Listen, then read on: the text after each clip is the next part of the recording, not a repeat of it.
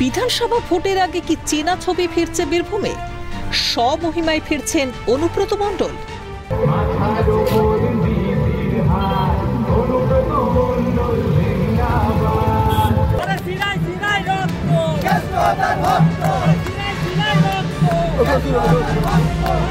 কেষ্ট ভক্তদের হাতে অনুব্রত মণ্ডলের কাট আউট, স্লোগান উঠল শিরায় শিরায় রক্ত, কেষ্টদার ভক্ত।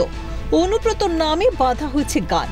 পূর্ব নির্ধারিত কর্মসূচি অনুযায়ী মঙ্গলবার শেষ দিনে বীরভূমের সিউড়িতে মেগা মিছিল, হুড খোলা গাড়িতে রোড শো করেন বীরভূমের প্রাক্তন জেলা সভাপতি তথা কোর কমিটির সদস্য অনুব্রত মণ্ডল। পরবর্তীতে দলীয় কার্যালয়ে উপস্থিত হয়ে সংবাদ মাধ্যমের মুখোমুখি হন অনুব্রত। ঠিক পাশের চেয়ারে বসে থাকতে দেখা যায় কোর কমিটির সদস্য অভিজিৎ সিনহা ও রাজ্যের মন্ত্রী চন্দ্রনাথ সিনহাকে। এদিনও জয়ের ব্যাপারে আত্মবিশ্বাসী কেষ্ট। বীরভূম জেলা 11টা আছে, 11টাই একটা কমবে। অন্যদিকে হুড খোলা গাড়িতে দেখা গেল কাজল শেখকে।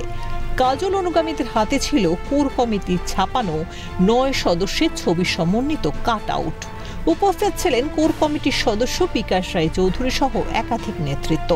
সিউড়ির দলীয় কার্যালয়ের মঞ্চে উঠে যখন কাজল শেখ বক্তব্য রাখছিলেন, এরপরেই উল্টো দিকে হুড খোলা গাড়িতেই বক্তব্য রাখেন অনুব্রত মণ্ডল।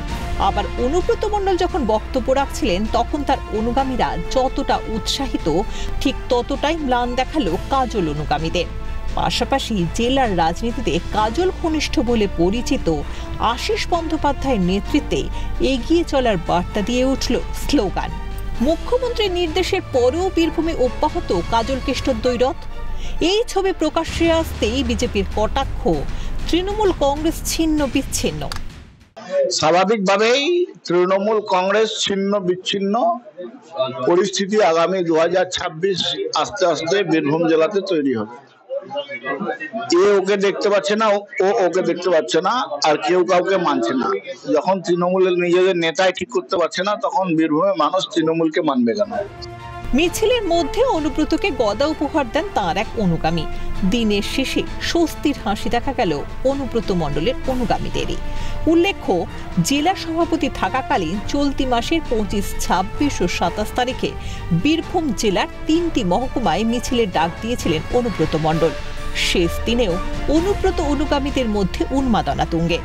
কাজল কেষ্টর দ্বন্দ্ব বিধানসভা ভোটে প্রভাব ফেলে কিনা, সেটাই এখন বড় প্রশ্ন। ভোলানাথ চক্রবর্তীর রিপোর্ট, ক্যালকাটা নিউজ।